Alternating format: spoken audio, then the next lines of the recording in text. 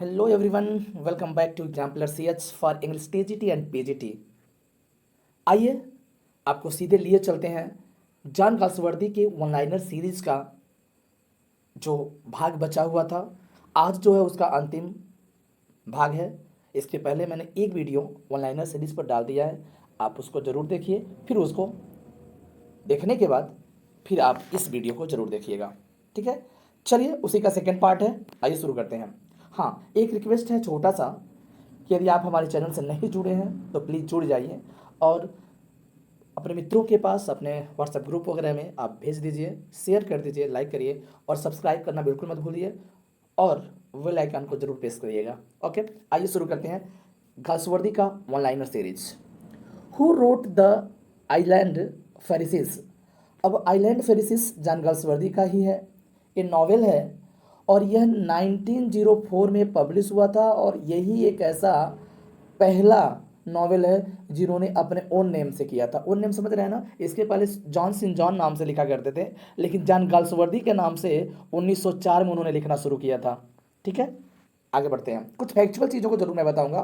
Galsworthy first novel publish under his own name तो the island फेरिसिस, ये मैंने अभी आपको डिस्कस करके बता भी दिया है। आगे बढ़ते हैं।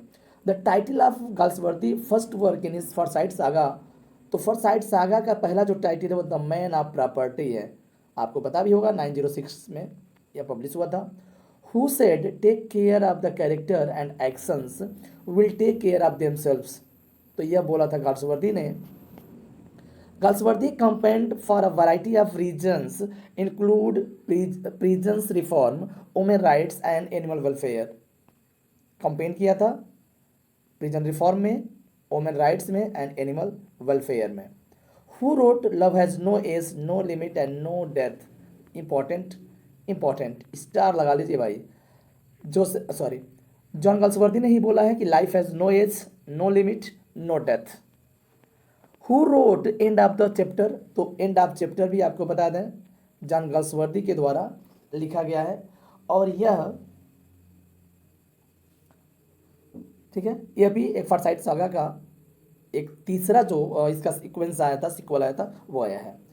The title of the play Justice by Galsworthy is ironical. कई बार पूछा गया होगा, जब आप क्विज करते होंगे तो ये जरूर मिला हुआ क्वेश्चन था, Justice by Galsworthy is ironical. बढ़ते हैं नेक्स्ट पेज पर। Which play of John Galsworthy deals with the infidelity between husband wife relationship, किसमें हस्बैंड वाइफ रिलेशनशिप की बात करता है, तो ये है फिगेटिव। क्या है? फिगेटिव। नेक्स्ट है which play of John Galsworthy deals the evil of illicit love, किसका यानी क्या डील करता है? एविल ऑफ इलिसिट लव, तो द इल्डेस्ट सन। देखिए इंपॉर्टेंट क्वेश्चन है, प्लीज सब्सक्राइब करते रहिए और शेयर करते रहिए फ्रेंड्स, सारे इंपॉर्टेंट क्वेश्चंस हैं। आगे है the sequel of Forsyte Saga is a modern comedy. ध्यान आया? मॉडर्न कॉमेडी, अभी मैं ऊपर ही बता रहा था कि एक सीक्वेंस है, सीक्वल में बना हुआ है। व्हाट इज, और सारे सीक्वल को फॉरसाइट सागा क्रॉनिकल या फॉरसाइट क्रॉनिकल के नाम से जाना जाता है, इस बात को ध्यान रखिएगा।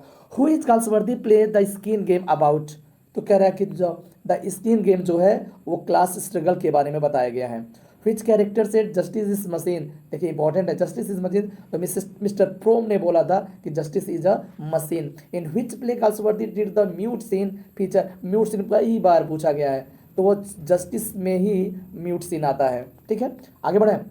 The subject matter of the man of property was middle, देखिए किसका पूछ रहा है? द मैन ऑफ प्रॉपर्टी का सब्जेक्ट मैटर पूछ रहा है, क्या है? तो मिडिल क्लास विक्टोरियन सोसाइटी। ध्यान रखिएगा, क्या है?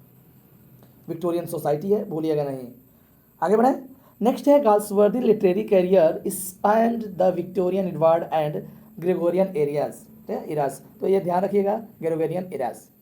The motivating force behind Galsworthy writing his wife, यानी उनको लिखने का जो मोटिवेशन मिलता था वो उनकी वाइफ अदा से मिलता था। नेक्स्ट क्वेश्चन है हु रोट टू लेट, बात बता दें यह भी फॉरसाइट सागा का एक नॉवेल है। टू लेट 1921 में पब्लिश हुआ था, ध्यान रखिएगा, by John Galsworthy. Which novel of Galsworthy is considered to be his masterpiece, तो इंडियन समर ऑफ फॉरसाइट जो है वो मास्टरपीस माना जाता है। First novel of Galsworthy was Jocelyn first novel माना जाता है जो 1899 में, नोट कर लीजिएगा, 1899 में पब्लिश हुआ था। ये भी जॉन सेंट जॉन नाम से लिखे थे। But it out and you will oblige me about which work does Galsworthy talk he they here. कह रहा है कि burn it out and you will oblige me, burn it out and you will oblige me, यह किस work में है? तो कह रहा है कि फ्रॉम द फोर विंड्स। और फ्रॉम द फोर विंड्स आपको बता दें ये 1897 में पब्लिश हुआ था और यह कलेक्शन ऑफ शॉर्ट स्टोरीज है, कलेक्शन ऑफ, यस यस लिख सकते हैं, शॉर्ट स्टोरीज। क्लियर है फ्रेंड्स, आगे बढ़ रहे हैं। John Wilder is a unimaginable hot tempered man, in which play does he appear. कौन है? जॉन वाइल्डर है, अ फैमिली मैन में जॉन, ठीक है, इंपॉर्टेंट है, सारे क्वेश्चंस इंपॉर्टेंट है। Galsworthy please justice so the problem, तो इलीगल इंग्लिश सिस्टम, देखिए इंग्लिश लीगल सिस्टम की बात कर रहा है, English legal system. Galsworthy work to the country house presents, अब देखिए कंट्री हाउस के बारे में पूछ रहा है, क्या प्रेजेंट्स करता है? The upper class. The finest Galsworthy later drama Loyalties, यानी बाद में अंत में लिखने का जो बेहतरीन जो ड्रामा था अंत में जो लिखे वो है लॉयल्टीज। और लॉयल्टीज के बारे में बता दें फ्रेंड्स, ध्यान रखिएगा, ये अंतिम जो फाइनेस्ट लेटर ड्रामा जिसे बोला जाता था वो यह है, अंत में लिखा गया है उनके मरने से कुछ समय पहले। What became the main theme of John Galsworthy writing, तो कह रहा है कि जो मेन थीम है वो inequalities and injustice of the social system, ठीक है, इस बात को आपको ध्यान रखना है। नेक्स्ट है who said if you can not think about your future, यदि आप अपने भविष्य के बारे में नहीं सोच सकते हैं तो you can not have one. ये किसने बोला? जॉन गाल्सवर्दी ने बोला है, ध्यान रखिएगा। The Little Man written by John Galsworthy is a, The Little Man क्या है? तो यह वन एक्ट प्ले है, ध्यान रखिएगा, गाल्सवर्दी का।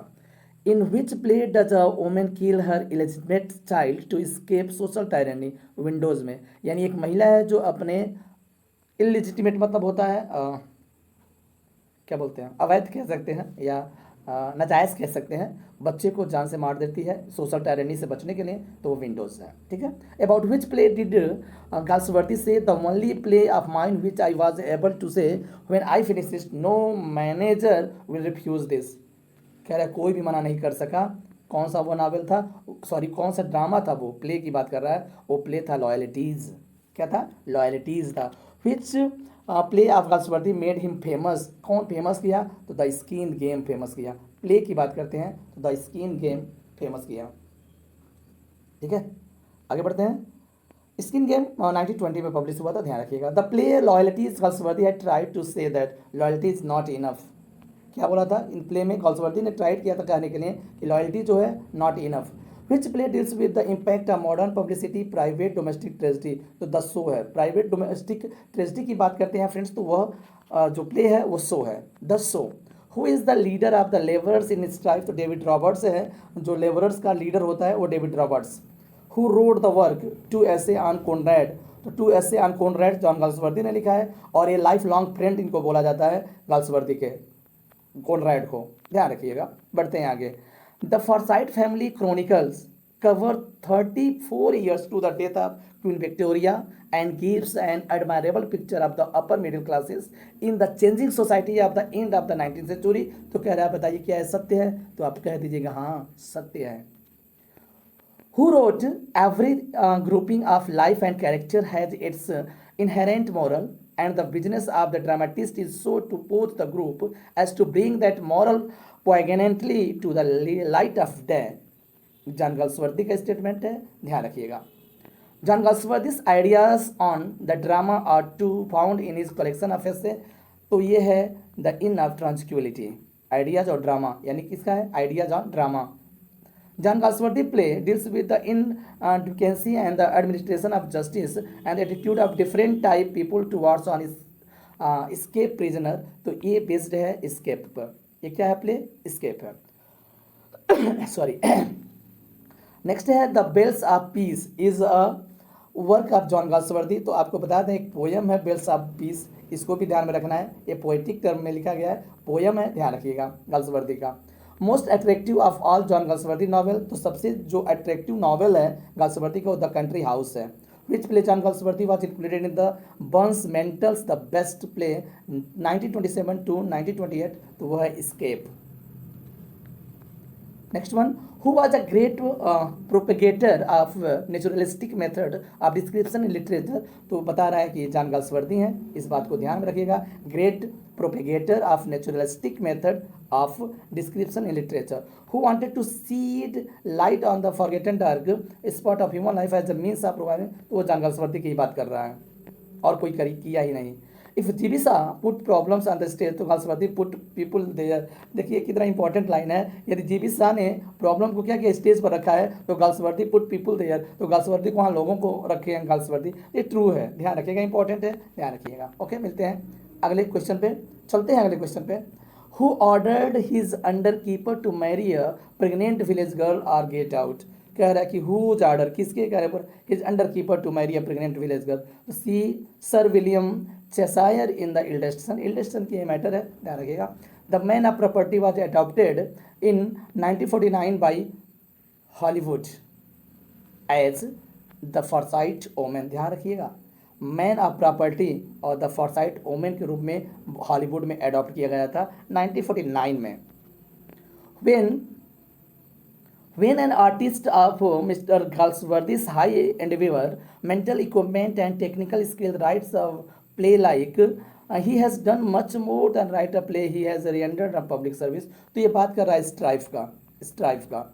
Who attend an early performance of the play Justice. तो ये कह रहा है कि विंस्टन चर्चिल ने अटेंड किया था early performance of the play justice. Winston Churchill. Which play of John Galsworthy was included in Burns Mantle, the best play of 1929-1920, The Skin Game. The Skin Game. आगे बढ़ते हैं, थोड़ा इसको और हम जूम कर लेते हैं. हाँ, which drama of Galsworthy deals with the conflict between the capitalist and liberal. तो ये तो वही स्ट्राइफ है. Next, why was John Galsworthy given Nobel prize. तो कह रहा है कि for his distinguishable art of narration Forsyte saga के लिए उन्हें नोबेल प्राइज मिला था. आपको बता दें, नोबेल प्राइज 1932 में. The Forsyte saga includes 3 novels and 2 interludes. 3 novels की हम बात बता देते हैं फ्रेंड्स. सबसे पहले तो फॉरसाइट सागा का जो पहला है, वो पहला जो नॉवेल है वो द मैन ऑफ प्रॉपर्टी 1906, और दूसरा जो है इन चांसरी 1920, और टू लेट जो है 1921 में. ये तीनों क्या है, नॉवेल हैं. और 2 इंटरल्यूड्स की बात बता दें, Indian summer of Forsyte saga जो है एक इंटरल्यूड है, और अवेकिंग जो है एक इंटरल्यूड से है. क्लियर है, ये है. नेक्स्ट है, who said a human being is the best plot there is. देखिए, a human being is the best plot there is, तो ये स्टेटमेंट है जॉन गाल्सवर्दी का. नेक्स्ट क्वेश्चन है, John Galsworthy was wrote about. John Galsworthy ने कितने क्या लिखा है, रोट प्लेज कितने लिखे हैं. तो लगभग 30 प्लेज लिखे हैं. और 37 कौन लिखा है, शेक्सपियर ने लिखा है. 30 प्लेज जॉन गाल्सवर्दी ने लिखा है. John Galsworthy's plays Justice deals. तो जस्टिस क्या डील करता है, the cruelty of solitary confinement. Confinement आपको बताता है कारावास होता है, cruelty of solitary confinement. Clear friends, एक बार इस वीडियो को आप दोबारा देखिएगा, मज़ा आ जाएगा. गाल्सवर्दी का सारा इंपॉर्टेंट क्वेश्चन इसमें समाहित है. ओके, मिलते हैं नेक्स्ट वीडियो के साथ.